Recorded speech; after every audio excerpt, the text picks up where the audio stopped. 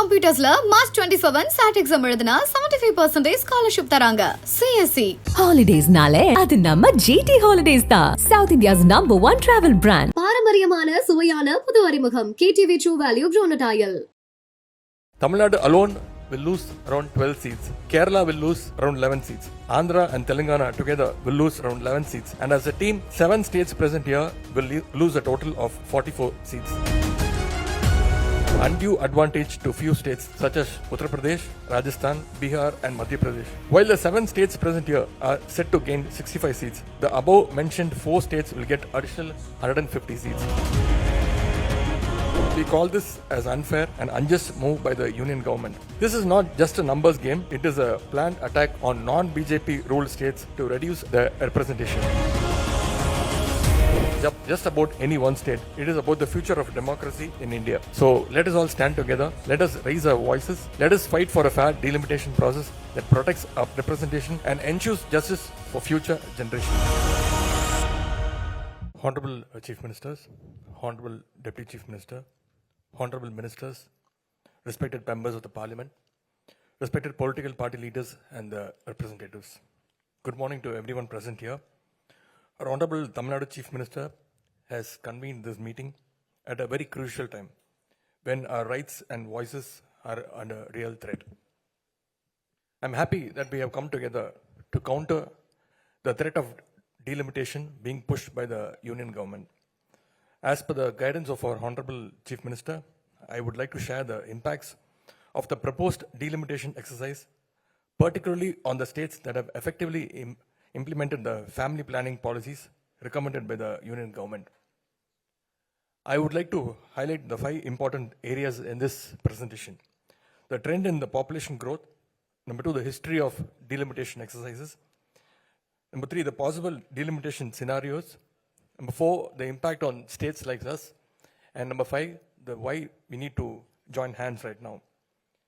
For decades, states present here have made significant efforts to control and manage the population growth.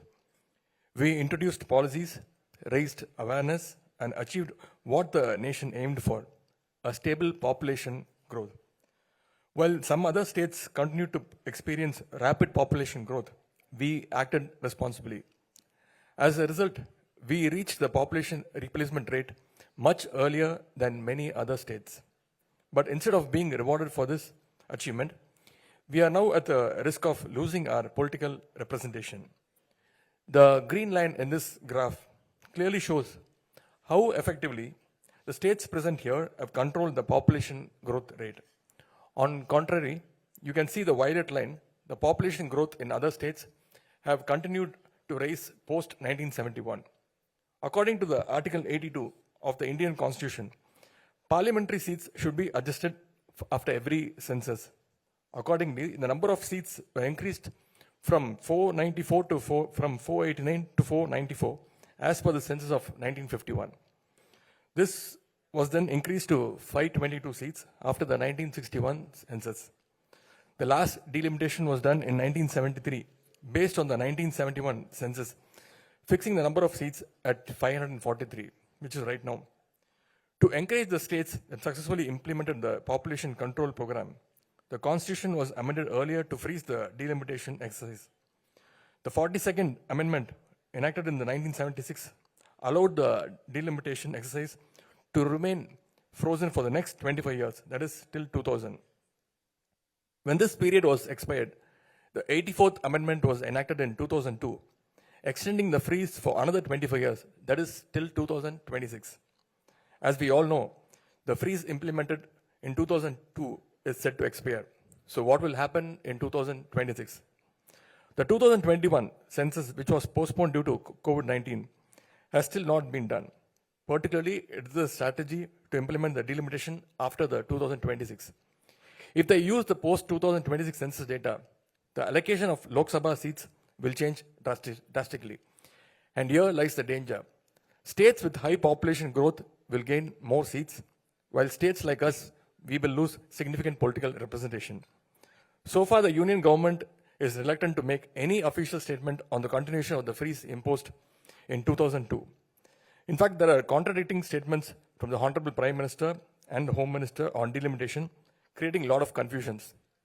In September 2023, Honorable Union Home Minister Amit Shah said in the Parliament that the delimitation process would be implemented and seats would be increased. However, Honorable Prime Minister Narendra Modi, addressing an election rally in Telangana in 2023, said that if the delimitation exercise was implemented, southern states would lose around 100 seats. Meanwhile, Union Home Minister, who recently visited Coimbatore, claimed that Tamil Nadu will not be affected by this delimitation exercise. Therefore, the questions we have in front of us are, will the freeze be extended or not? Will the number of seats remain the same or will it increase? If increased, what will be the number? On what basis the seats will be distributed among the states? Whether it will be done as per the 1971 census or the proposed projected 2026 census. If the freeze is not extended, two scenarios are likely to occur. Number one, the union government would do the delimitation exercise by keeping the current 543 seats but redistributing them based on the 2026 census. The scenario 2. Alternatively, the seats may be increased to 848 and then distributed after the 2026 census. In both the cases, we will lose our representation significantly. The scenario 1, for example, if the existing 543 seats is retained and redistributed based on the 2026 projected population, what will happen? I would like to explain this with some data here. Today, the states present here contributes 30% of MPs in the parliament, with a total of 163 seats out of 543 in the Lok Sabha. If the delimitation is implemented, our seats will drop to 133 from 163, reducing our representation from 30% to 24%. For example, Kerala will lose 8 seats, which is right now around 20, they will conclude at 12. 20 minus 12 is 8, which is nearly 40% of their existing seats.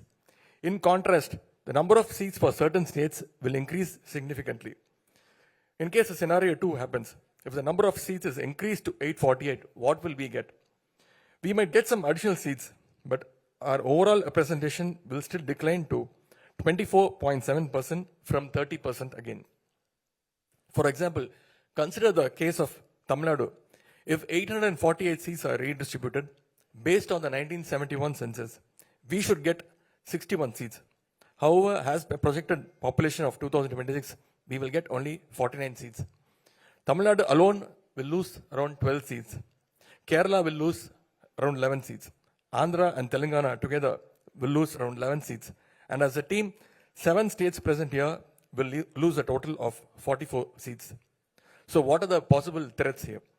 The delimitation would unfairly increase the representation for some states while reducing our current representation, giving undue advantage to few states such as Uttar Pradesh, Rajasthan, Bihar and Madhya Pradesh.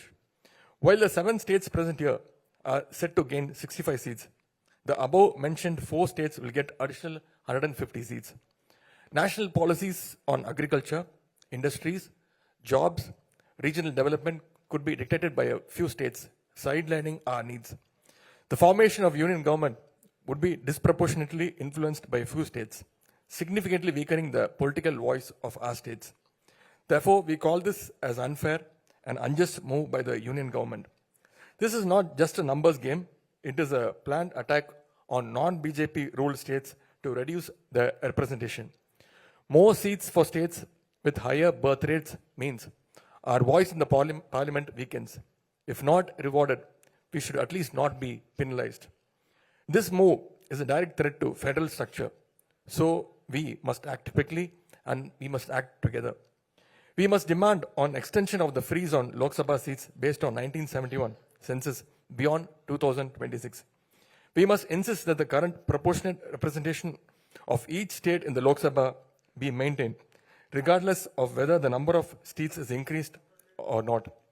This is not just about any one state. It is about the future of democracy in India. So let us all stand together. Let us raise our voices. Let us fight for a fair delimitation process that protects our representation and ensures justice for future generation.